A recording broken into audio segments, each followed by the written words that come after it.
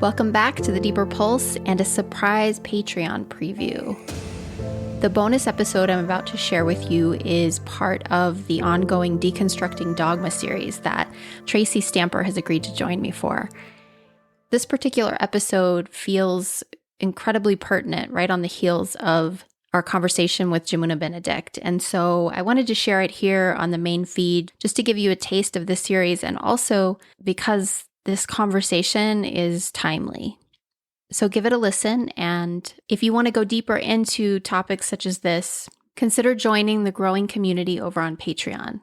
If you're not familiar with Patreon, it's a place where I can offer bonus content and gather donations that support podcast production. Donations help me to keep the podcast ad-free.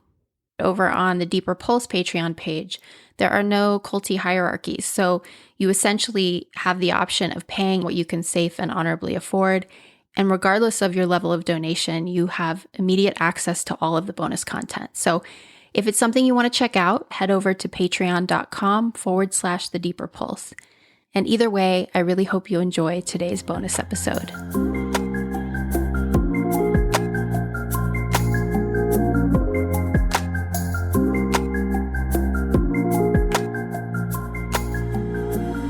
All right. Hello, everyone. We're back to Deconstruct some more Dogma here on Patreon. Just want to first say thank you to all of you patrons for being a part of this community, first and foremost, and for helping to support the podcast and our ability to do this work. So thank you for showing up here. And today we want to talk about the very common, definitely at the org and in many, many, many circles. I can speak specifically to New Age wellness circles.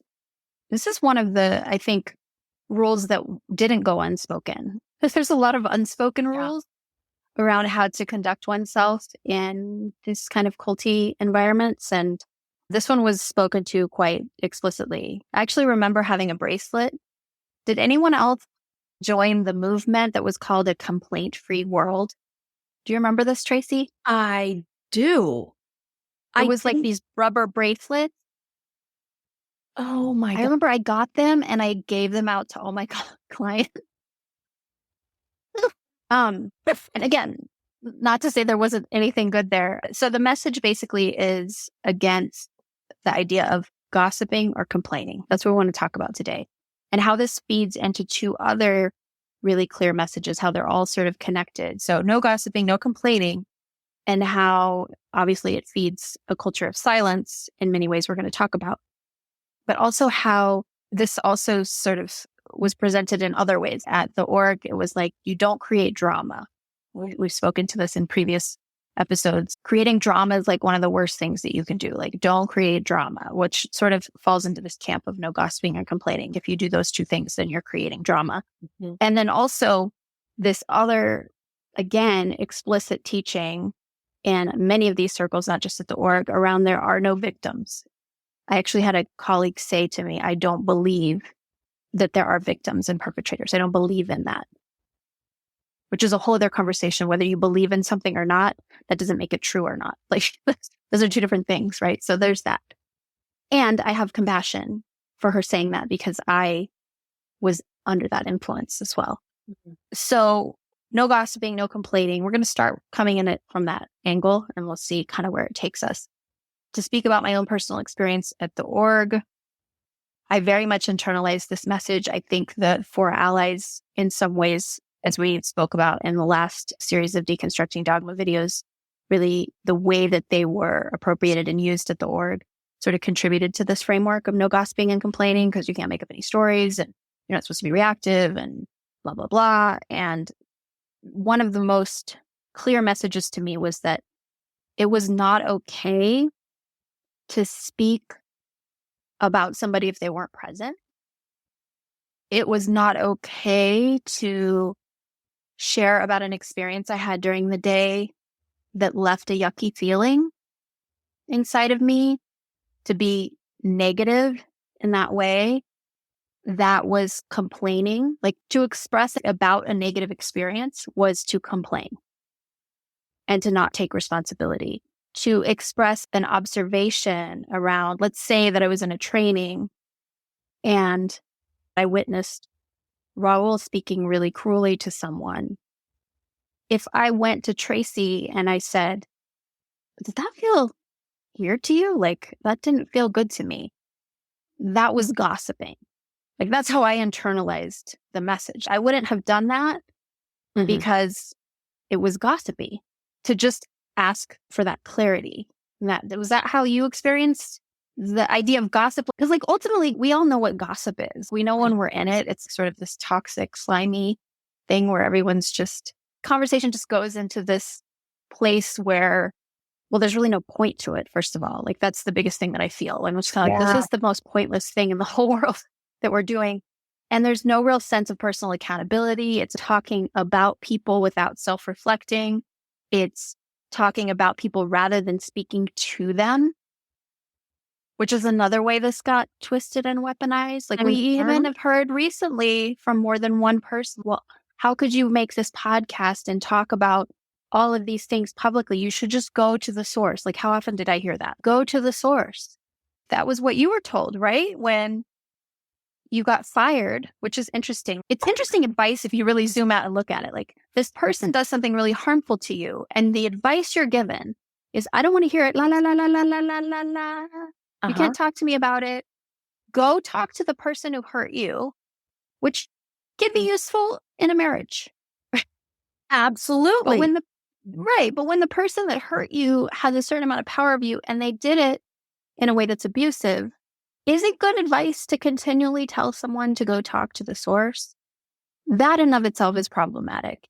And then there's also a purpose to our sharing with one another, that when we think of everything as gossip, we stop sharing with one another. And I guess that's my point that I want to start with, because I feel like I'm being pulled in like 6 different directions with this, because there's so much here. So much. But that's the point I want to start with, is just how this message that I internalized around don't gossip, don't complain.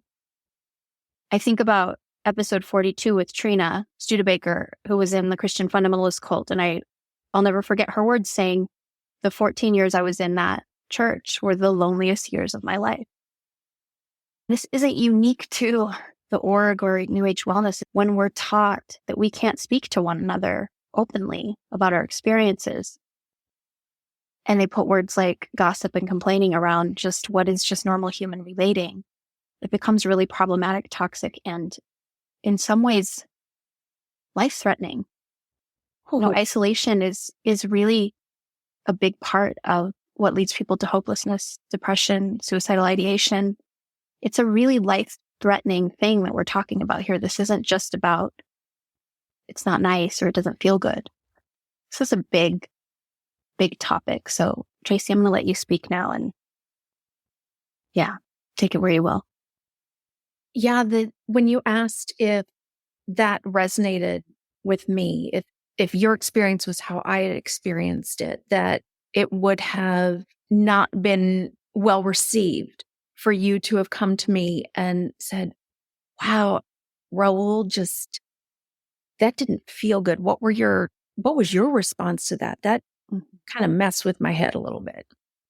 I chuckled when you said that, because the first thing that came to me was, that would never have happened. Like, that just didn't happen. We just did not do that, because we all chose a path of self-development. And I wholeheartedly believe that everything that fell under that umbrella of gossip was bad, was negative, was my lower self, was drama. So to use a word that I had heard you use before, which just immediately resonated, I bridled myself. I stopped sharing. Yeah. When there's a dangerous situation, potential for harm, why would I not let my loved ones know? Why would I not? Why would I not let strangers know? If I'm traveling across the country in a tornado I know it's coming 3 miles up the road. Why would I not stop my fellow travelers and say, you know what? There's a problem up there. Just hang out with me here. What happens when the potential for harm is interpersonal, but I've zipped my lips? I am not getting the reality checks. I'm not getting information. I'm not getting cues that will help me take care of myself. We've all heard the term, see something, say something. Yeah. It's been a very conscious attempt, endeavor, push to encourage folks out in everyday world to speak up if you see harmful behavior. If you're worried about a home, a child getting abused, speak up, find a way. That's what we have. We have our voices to advocate for ourselves and others. And if that is stifled, I'm just going to be thrown into the lion's den again and again and again. Is this making any sense? It makes perfect sense. And I think part of the bridling, that's why we have to be so careful with Dogma, and why just this week, in fact, I was invited to go to a full moon ceremony or something. And I was like, I just can't. And like, I love the person who's leading it. And right now I have to not be influenced by anything that speaks and paints in broad strokes, any dogma, any rituals, any ceremony. It's just not what serves me. And I say that not because that should be true for everyone, not at all.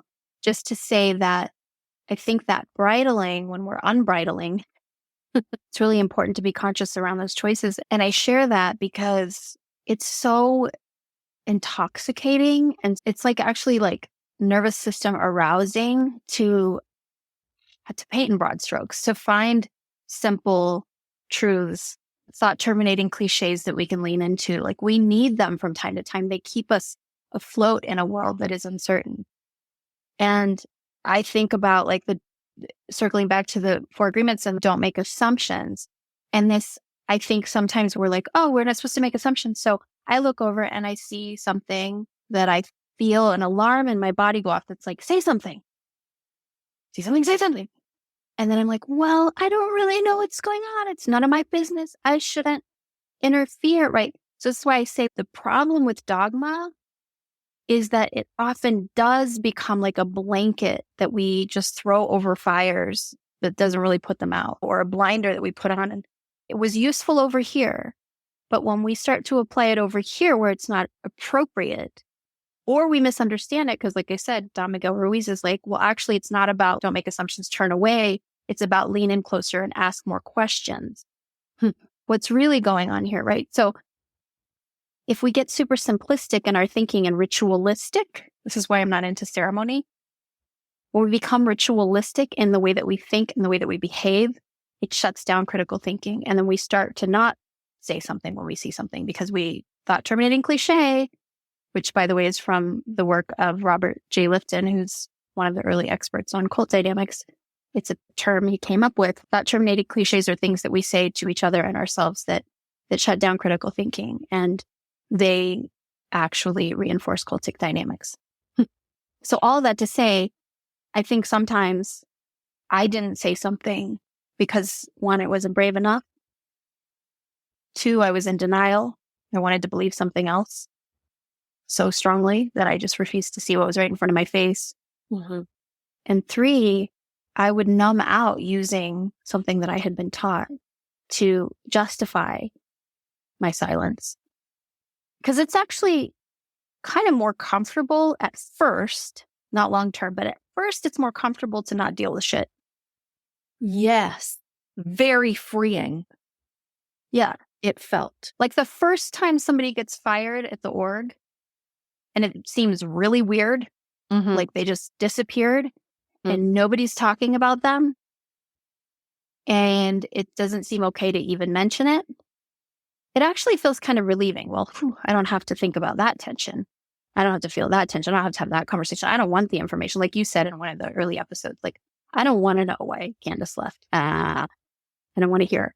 Yeah. Long term, though, it wreaks havoc. I mean, you were in physical pain because of all the communication that you couldn't have.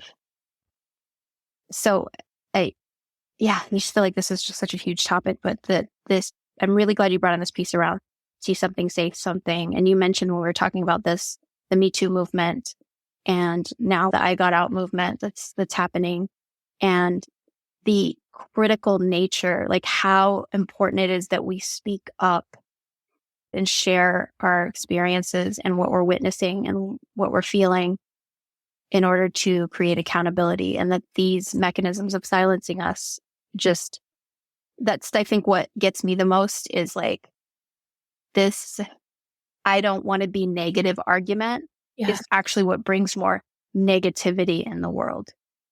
Our refusal to turn toward what's negative and address it is what actually fuels it. It's like fuel on the fire. And people who abuse power know that. So they shut us up or they distract us by making us enemies of one another. They know it. Yep. They know it. Yep. Rant over for now. You have the floor again. I shared before we started recording something about having recently been in a completely different environment, not org related, not org adjacent, not orgy in any way, shape, or form. Orgy. Not an orgy. That's a whole other series. Oh, I need to be, maybe I should think about it. You know what? It was not orgy and it was not an orgy. Just okay, good. To be impeccable with my word. Uh-huh. So there were similarities in terms of I was in an environment that could go sideways and toxic at drop of a hat, and it happened again and again and again. And there were no rules about how to interact. Well, there were no written or spoken rules about how to interact with one another. There are plenty of rules that are just understood through repetition. Mm-hmm. Not a safe environment emotionally, since within this group there is an individual who lashes out and gets angry and just doesn't seem to have any filters or barriers or boundaries or anything. So empathy. No empathy. Right. Just not the ability to even go there. And what I observed happen within this group was that there was the center of activity at all times, like the couches where people were sitting and chatting and having interaction. But then I would notice something interesting where it was usually 2 or 3 folks, sometimes 4, would remove themselves from the central circle and they'd step out here and there would be a lot of this, then a lot of this. And I observed that a few times. And the next thing I knew, I was kind of surprised to notice that all of a sudden I was in one of those little twosomes or threesomes that would separate and then come whispering. back. If you can't see Tracy, she's sort of whispering, like there's folks speaking in low tones to one another out of earshot. Thank you. I forget. Mm-hmm. So it was interesting to notice the difference between how I perceived it when it was someone else on the sidelines, mm-hmm. and then how I perceived it when I was one of the ones on the sidelines. And what I can tell you is that, and it happened more than once, that I stepped out to the side with 1 or 2 trusted confidants.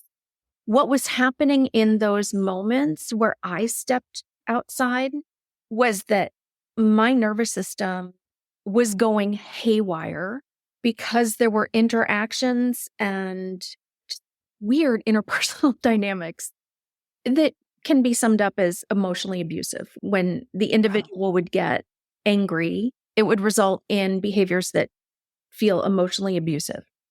Well, feel because they are. Let's just clarify that. So every single time that I stepped outside of the funk in the nucleus, what I was doing was trying to get my bearings. I was asking others who I knew I could trust, who I knew trusted me. Holy shit. I just saw what went down and I feel really depressed. I am heartbroken right now by what I just saw transpire. How are you? Are you okay? Like, can you tell me, am I the only one spinning out here? Right. Did you even fucking see what just happened? Because in the center, things just kept moving along as if it hadn't happened, because we've all been trained to not talk about it because nothing good happens when we talk about it. Right. Right. I would say nothing good happens in the moment, because if this individual is pressed, they blow up. And it's ugly. Yeah. It's happened many times before. So for the first time, I was really able to see clearly that had that same scenario happened in the org, the people on the outside would have absolutely been accused of gossip, of creating drama. Absolutely. Well, it just would have created even more anxiety. Yes. Right. Because really what I hear you saying is we come together to regulate our nervous systems. I mean, we know that from birth, like that's what connection is about, is regulating our nervous systems. And sometimes we need reality checks in order to do that. Sometimes we need closeness. Sometimes we need validation. Sometimes we need to listen. There's so many ways that we do that, and we do it in connection, authentic connection, present connection. But when you pull away, like I think about if you had pulled me aside, we were in the brown belt together. If you had pulled me aside and been like, hey, I want to like process this thing with you. And I could feel that people could see that that's what we were doing. Like I might have had a different experience if we were just doing it privately, because that did happen on occasion with folks, right? And I think I had the benefit of being, it's like blessing and a curse, being so close to the center. I felt a little braver in a way to have conversations with my colleagues. Like sometimes we would, my closest colleagues, we would talk about the dysfunction a little bit, although always in like a high-minded manner that was annoyingly filtered. But that if you had done that, and I knew that the group, or particularly Raul, and I say Raul rather than Marissa, because Marissa wasn't at this particular training, was witnessing that we were doing that. And I felt his face do that thing that his face would do. Yes. Where it sort of like purse his lips and give a sideways look. That's all it took. Yeah. If I felt that energy, I would have felt so anxious. I wouldn't have even been helpful to you. Even if I had the capacity to be present to what you were saying, I would have been like, oh my God, I'm totally gossiping. Am I gossiping? Is this gossiping? I shouldn't be. Oh my God, she's totally taking things personally. Like that, noise. It's sort of this thing where the alarm that's saying this doesn't feel right is going off, but the alarm that's saying you're not doing it right is louder. Yes. And it's like, you're breaking the rules, you're gossiping, you're complaining, she's being a victim, like all the things, even if I don't believe all the things that are running through my head, it's so noisy that I can't even be present with you. And this scenario never happened. And I can imagine it clear as day. Absolutely. And feel it in my body. Absolutely. And the judgment that follows, and the internalized shame then that results from doing something wrong visibly. Right. It was just so fascinating to be in this completely different environment and to all of a sudden realize, wow, I'm one of the ones who stepped out of the circle here. I didn't used to do that back at the org. I would have judged this as X, Y, and Z. And in that moment, I remember thinking, okay, what is actually happening here? There you go. Yeah. Is X, Y, or Z happening? Am I being gossipy? Nope. Am I talking about an individual? Yes, I am, because I feel threatened. I feel unsafe. I feel like I'm walking on eggshells, and I am trying to get my bearings. Even just knowing that someone else is struggling to find their bearings is hugely helpful information to me that I was cut Massive. off from when I'm not supposed to talk negative. It is a masterful tool for who wants to control an environment. And I have no idea. I have no idea why those were introduced. I'm not going to pretend to know the intentions on the part of leadership. Originally, I saw how it played out. I saw how it bridled and stifled me. And then I also saw in my last few years there, when there were really troubling things happening that I saw and that I didn't understand, without being able to have an honest to goodness, no holds barred chat with someone, I just kept spinning. There was no way for it to land. And it was very, very disorienting. And I feel like that really internally conditioned me to close myself in. Yeah. Yeah, I think the thing that gets overlooked in all this and why defying orders and critically thinking about so many of these things is that so much of this, it's like you can find the good and the usefulness in something, and it's sort of painful to realize that so much is about, and this is where it goes all the way back to capital C cult, patriarchy, white supremacy, capitalism. And I feel like, I keep saying that over and over again because I just can't stop reiterating how it's not about like these specific leaders and their agendas. Right. It's like the water we're swimming in is so many interpersonal rules that we set are ultimately about obedience and compliance. Mm-hmm. Whether we have that intention when we teach them, when we guide one another, when we provide accountability, it feels like sort of the acid test now. Like, what is this in service to really? Yeah. And is this contributing to an atmosphere of obedience and compliance? And the truth is that obedience and compliance is much more convenient. It's much smoother sailing. When you're leading, it's just a much easier ship to steer when everybody's like leaning to the right when you turn right and everybody's leaning to the left when you turn left. It's like there's a reason why it exists. And it's also really the cost to the culture and to the individual is too high. And when we're taught that we can't complain, and again, we know, just like we know what toxic gossiping looks like, we know what toxic complaining looks like too, right? We know what that feels like. But when we can't complain at all, like, I can't say this sucks. I mean, 10 years ago, I would have never said this sucks. I would have never even said those words. God, like, no. It's so low vibe and like... not your higher self coming to the table. It's not my higher self, right? Mm. So all it's to say, like, so much of this, whether we want to admit it or not, is about upholding power structures and about sustaining supremacy. And I recently heard, it's totally random thought, just pull it in, so I'm going to say it. It was actually on We Can Do Hard Things, where Glennon, she says, being thin is not about portraying the perfect look.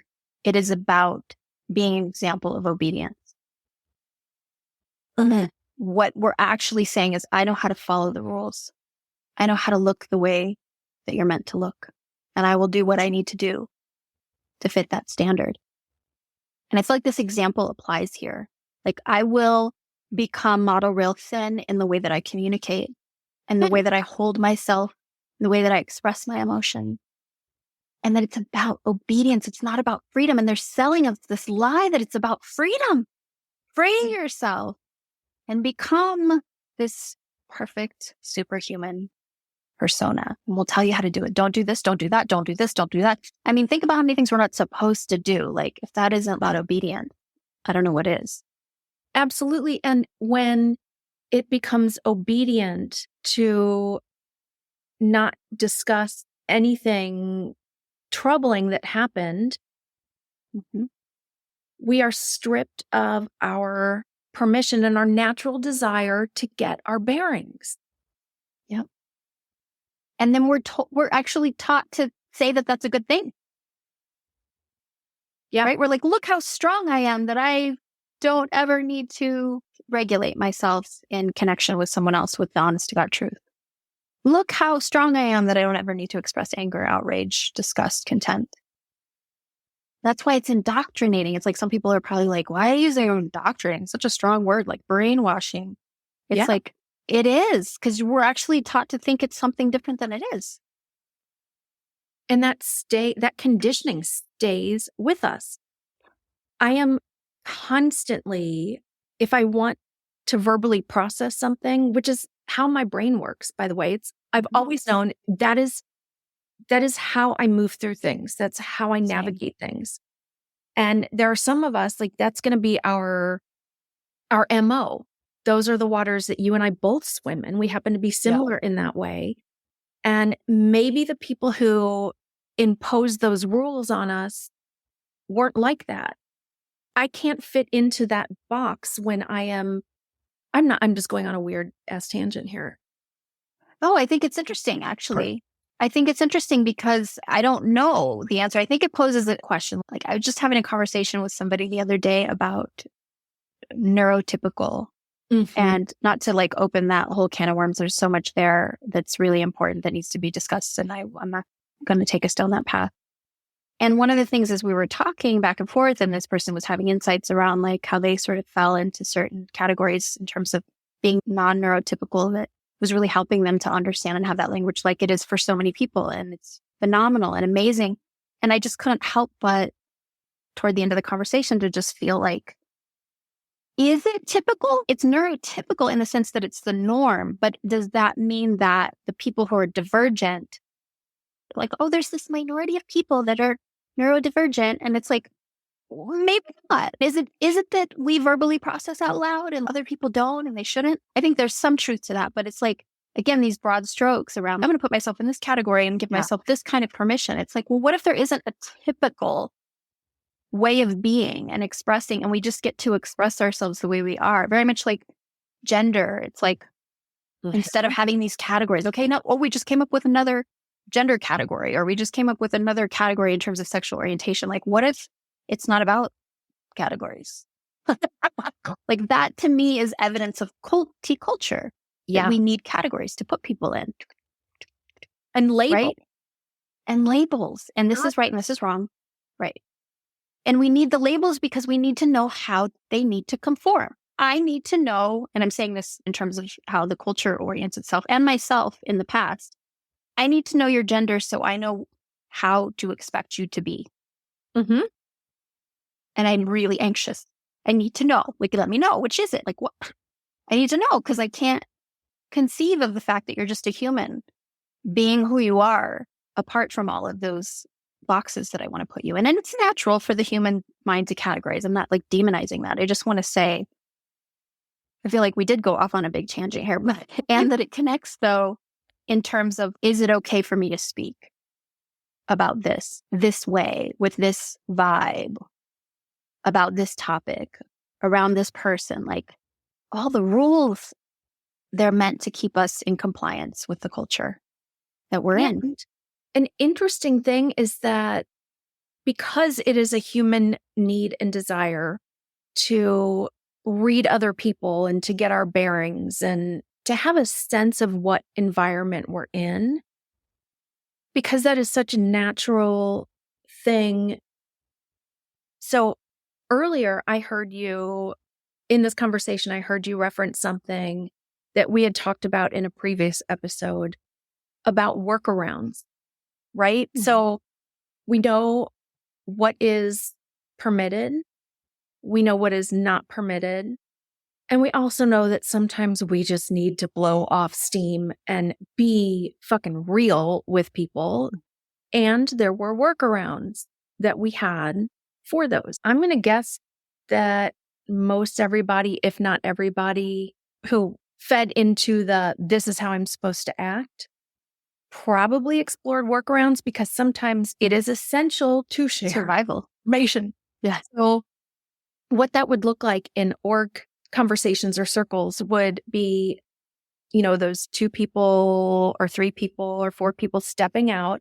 Now, Candace, as you were saying, we wouldn't have done that in the line of vision. No, it's like when nobody's looking. Yeah. Exactly. It would look like something, okay, Candace, I'm really struggling right now. Will you please pardon me? I've got to bring my lower self to the conversation just for 5 minutes. In 5 minutes, I will go back. Right. Yeah. I'm going to step out of bounds. I know that I'm stepping out of bounds so I'm conscious of the fact that I'm doing this. Will you just let me do this and I'll puke in the bucket and then you can throw it away and we'll pretend it never happened. Yes. Oh yeah. Exactly. And I have had those conversations with the best little soldiers out there. And what I mean by that, I was a good soldier. Yeah. Yeah. The reason I share that is to remove the stigma from it. It's natural. It's human. It's important. It's adaptive. It's information seeking. And I can't say for sure that we are all doing it. But if I had to guess, probably we're all doing it or almost all of us are doing it. I've seen it happen. Right. That's an indication that we need to process Exactly. toxic information and environments. Yes. Thank you for speaking to that. And I love what you said about removing the stigma around it, just normalizing it, just normalizing that this is what we're doing. It's an adaptation to the environment. It's a healthy, in fact, adaptation. Are there healthier ones? Sure. It's the healthiest one we have access to in the moment. So that's what we do. We're doing what we need to do. And I want to actually, this segues perfectly into the final piece I want us to explore around this. And there's so much more to this. If you guys have other ideas about where you want us to take it, let us know. We just have only so much time in the day. I'm trying to keep these under an hour or right at. So I wish that if there was a way that I could take the many hundreds of folks who have been listening to our conversations, Tracy, on the podcast, I wish that I could somehow have them all in a room and I could ask this question and see how many hands go up. And you can raise your hand if you're listening and you're a patron, whether you were in the org or not, and particularly if you were in the org, when I ask this question. How many of you at some point in time had a feeling of guilt or shame around listening to Tracy and I talk about our experiences? I'm betting that a lot of hands are going to go up and that a lot of listeners are still reckoning with that. I still, all these many years later, feel that from time to time. Like, what are we doing? Like, oh, maybe they're right. Like, maybe we're just making drama, it's pretty subtle for me now. And it's flitting thing that comes and goes really quickly, thankfully. But it's there. It's there. So first of all, I want to say to those of you who raised your hand that I know for sure that a lot of hands went up. Yeah. I can't prove it, but I have a sense that a lot of hands went up. And I want to take the stigma away from that too. I want to normalize that and say that's a normal response given the indoctrination to have. Perhaps you've even felt it engaging in the After the Org group, posting a comment on a Patreon episode. That's cognitive dissonance. Like I've been taught to believe a certain thing and I'm acting in discord with it. And I either have to believe something different or I have to resort back to the way that I was behaving before, which was compliant. I'm not going to pay any attention. La, la, la, la, la, la, la. So first, I want to normalize that. And I also want to congratulate those of you who are showing up anyway and say, fuck yeah. Because see something, say something. Not because I'm on some sort of high horse and I think we're doing some high and mighty thing. That's not why. We're just see something, say something. That's what we're doing. We saw something, we felt something. We're finally saying something. And when you pay attention to people who are saying something, whether it's us, you can turn this off and never listen to us again. If you listen to a Me Too survivor or whoever, that is something to celebrate. So fuck yeah. Yay.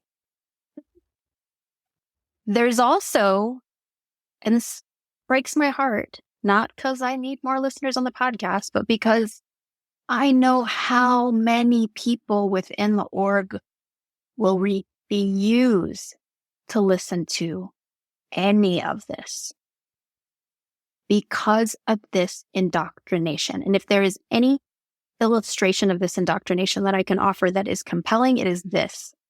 It fucking works. It keeps people from tuning in to conversations about what happened. It keeps them from leaning in and hearing, like, maybe they might validate something I say. It's not just the cognitive dissonance that keeps them away, saying like, I don't want to know. I don't want to know. It's the fact that they have been trained in willful ignorance, which is the language that Nippy used on a recent podcast. And I was just like, what a perfect phrase to describe it. Perfect.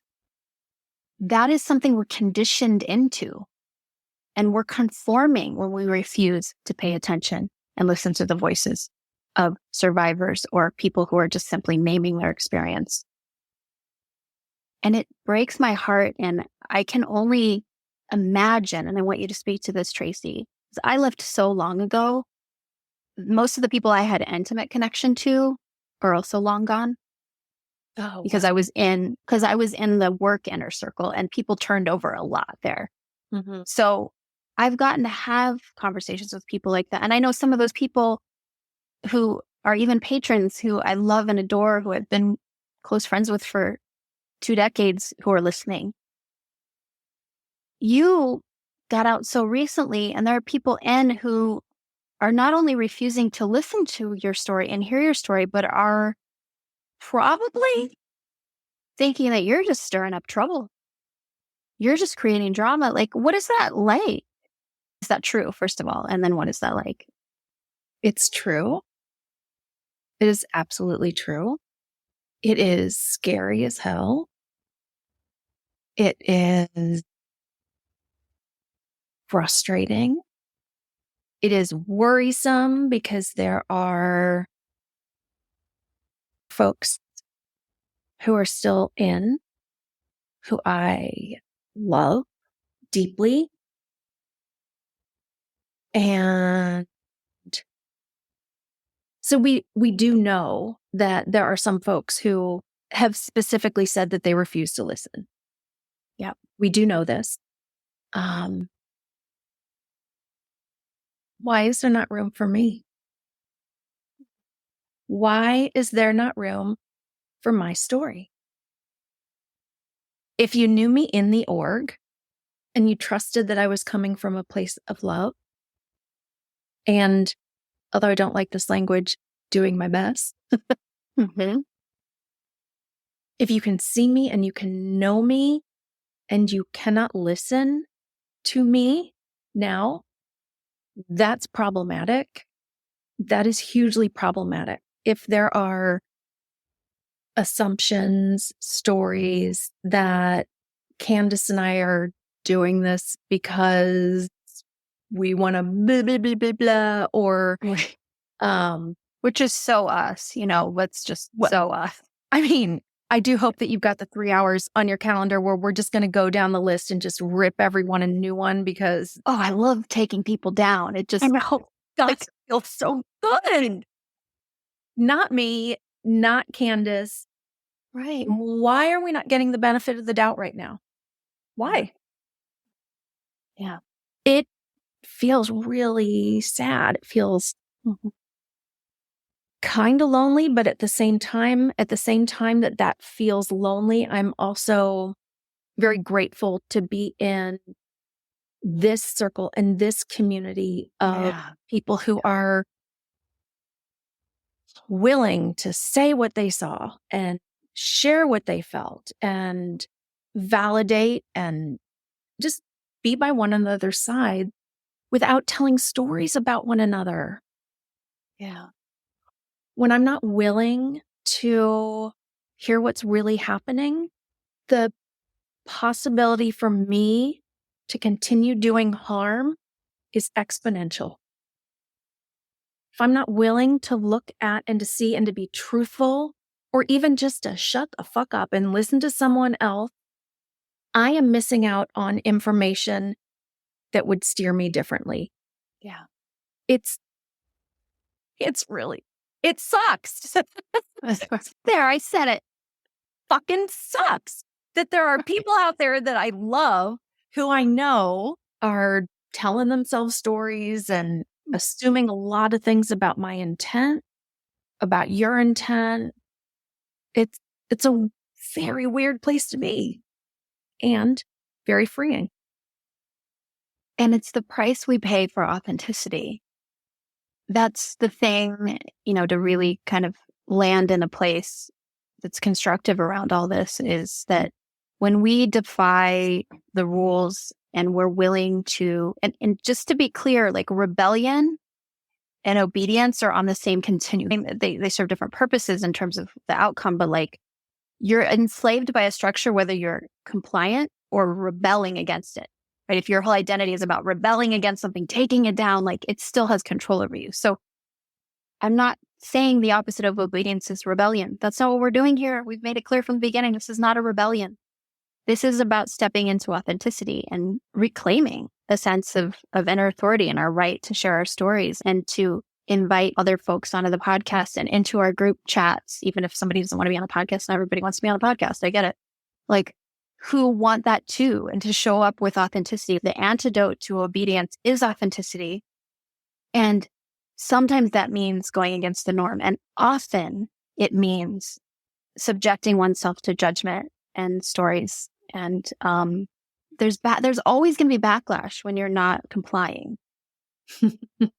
There's always, and I'm saying we're actually really fortunate, just to be clear. As of now, we haven't had any crazy negative backlash. What Tracy was just describing isn't really backlash. It's just unfortunate blinders that people put up. But it feels personal, or I don't want to speak for you, Tracy. And if I was in your position, it would feel kind of personal if somebody that I loved and was close to, or a number of people for that matter who I loved and was close to, were unwilling to witness the truth of me. That's a painful thing. And it's the price of authenticity, though. Like the alternative is just to comply and fall in line and be a good soldier again. And there's no going back now, right, sis? Like, it's not going to happen. I think we're beyond that point. Yeah. So then that's the personal reckoning. And I will say, though, I agree with you. Like, it feels so much better being here. And it's sort of the opposite of what I thought. I thought if I just pleased everyone that I would finally feel settled. And now that I'm not trying to please anyone, I feel more settled than ever. Right? Right? Isn't that fascinating? Yeah. Ah, the wisdom of the middle age. Wow. It's phenomenal to be here. It is phenomenal. Mm-hmm. And we get to say what's real and what's true. Yeah. And people can call it gossiping or complaining, or they can say we're playing the victim card or whatever they want, as long as we know what our motivations are. And they That's what will. counts. And the reason I know they will is because they are.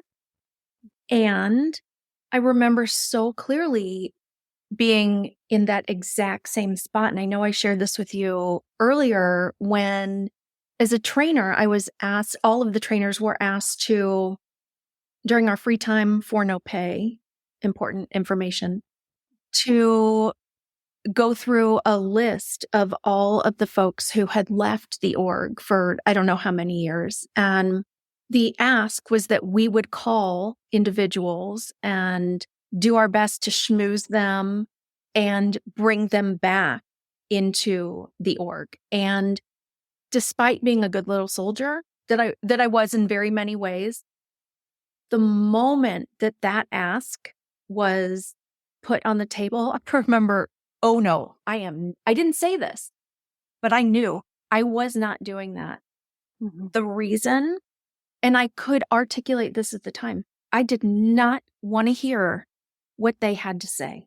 I did not want to know why Harriet was so pissed off at X, Y, and Z and had been blowing off steam and just irate. I don't want to make that call. Then I'm not only processing all the shit that is internal to me, but I'm also carrying Harriet's story. I do not know her Harriet, by the way. I'm carrying Harriet's story on my shoulders. And there's so much hypervigilance, as we've both talked about, there's so much hypervigilance required to track all the things and appear in the right way, and to remember what we're not supposed to do and what we are supposed to do, and not be reactive and. That was enough. I didn't want to take on Harriet's drama which I probably would have called it at the time. And it's your reckoning with your own experience. And then there's this added layer of another story that's underscoring certain feelings, or it's creating a sense of cognitive dissonance. Like, I believe this is what we're doing, and she's saying that this is what she's seeing and experiencing. And I think also a lot of it is this obsession with purity culture. Like, I need to be pure. And so I can't, I remember getting to a point where if anybody ever expressed a negative emotion, I was like, I'm just being slimed. Like, I just felt like hypervigilantly, like I have to stay away, like this person. Yes. And actually my relationship with Chris has been really healing in that, because he's every emotion he's very open to expressing. And that means every emotion though, right? Like, there's a really wonderful, ooey gooey, warm, light side of that. And then there's like the other side of that. And I just remember early on in our relationship, this was 10 years ago, being like, oh my God, so negative. And I would just enforce and police his emotions because I needed to be a pure vessel. And he was like, no, I'm pure. Like, I don't do that. Again, I just want to reiterate my need to be pure, just like what Glennon was saying about need to be thin, is really about reinforcing the cult, like the larger cult of perfection and white supremacy. The whole purity obsession comes directly from white supremacy. That's not a hard line to draw. Like, it's a pretty firm line. And it shows up in these circles in this way. And we think it's not that because we're not talking about race. But it's so that. So that. Yeah. By the way, when I think about drama, I do remember when I was really sad when Jamuna was suddenly gone from the org. I love Jamuna. I love her. And all of a sudden there was just a Jamuna-less world is just not as much fun. And I did what we're not supposed to do. I asked what had happened to Jamuna. And I was told that Jamuna was causing drama. Right. That's the go-to explanation. So she had to go. What happened in the moment, I shut down. If that's happening there, I don't want to go there. So I did not reach out to my friend Jamuna, who was suddenly gone. Right. Because of the weight of that word. Drama is judgmental. It is condescending. It is patronizing. It is meant to shut us down. And it is fucking rude and mean. And somehow that's become normalized in that circle to just shut down. Oh, they're creating drama. And is it weird that it even has those connotations? Because like the word itself doesn't. So when we're taught to turn away from drama and all the feels, we actually condition our nervous system to not be able to handle it. It impacts our resiliency. Wow. So it's very much like the white fragility argument in certain ways, right? It's like if you're isolated, insular environment enough, you can't actually handle the tension that is needed to move through real challenge in terms of seeing your blind spots, but also in terms of just the word drama becomes sort of this flag for like, you're going to feel things if you hear about this. And it's like, no. If you're in an environment where you're continually shielded from feeling things, that notion becomes overwhelming. And also when the larger culture of New Age wellness, at the same time that I was in the org, I was totally buying into this idea that like, I remember bragging. Actually, I don't think it was ever true that I didn't own a TV. I wanted to be that person, but I would secretly watch Friends reruns and stuff. But even then, I wouldn't watch anything dark, negative, emotional. Like I kept myself protected from drama in every way, not just in my interpersonal interactions at the org. I paid no attention to the news. I thought I was doing a public service by ignoring everything that was going on because it was keeping the vibe higher of the planet. Been there, done that. Yeah. But I wouldn't even watch like a movie with tension, a thriller, a sad movie, a tragic movie, nothing. And I think like what you're speaking to when you ask, where's Jamuna? and she created drama, and you're in this environment where you're used to like drama bad, Yeah. drama feelings bad. It's not just a matter of like Tracy, the individual, making a choice to turn a blind eye. It's like your nervous system is such that seems absurd. Like, I don't turn towards tension. It's like it becomes an adaptation and a way of responding to life, that this is the healthy thing to do. We teach ourselves it's healthy to turn away from drama of all kinds. And the word drama becomes a bad word. And now, like, I watch Game of Thrones and I'm watching Secrets of Playboy, and I'll go to all the places and I don't have shame around it. And yeah, there are things I would say that I do believe certain things can be sort of toxifying and not great to watch. I'm not saying that. But to expose ourselves to a full spectrum of emotional experience is a really healthy thing. It entrains our nervous system to respond in a healthy way. So yeah, thanks for leading us there. I had not thought about the thermostat. So when I just refuse to acknowledge something, I'm turning down the thermostat on my capacity. Yeah. Wow. Right. And especially when you're doing it regularly.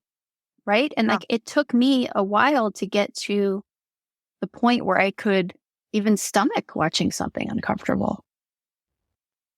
Yeah. So I just got the signal from my earbuds that they're dying. So maybe that's our cue. That's a signal to all of the above. It's a sign from the universe. We're going to go with that.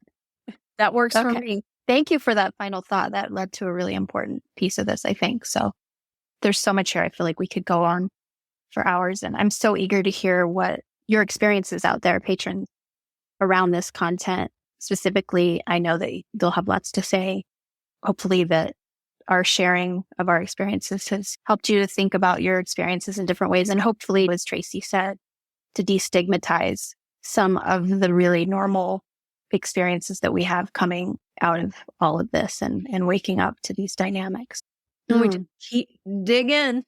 Just keep digging in, everybody. So pop your comment in the feed here over at ATO, wherever you want, private messages, whatever works best for you. And we'll keep incorporating your ideas. And if you have a story you want to share, you can also send us something if you want us to read it anonymously, if it's something you want to share. We're open to all sorts of ideas in terms of how to bring you all into this conversation. So, and if you have another idea that we haven't thought of, present it. We're open. So bring it on. Thanks, Tracy, for rallying. Well, thank you. Yeah. To all of you out there, we'll see you next time. Bye. It's sweet. Bye.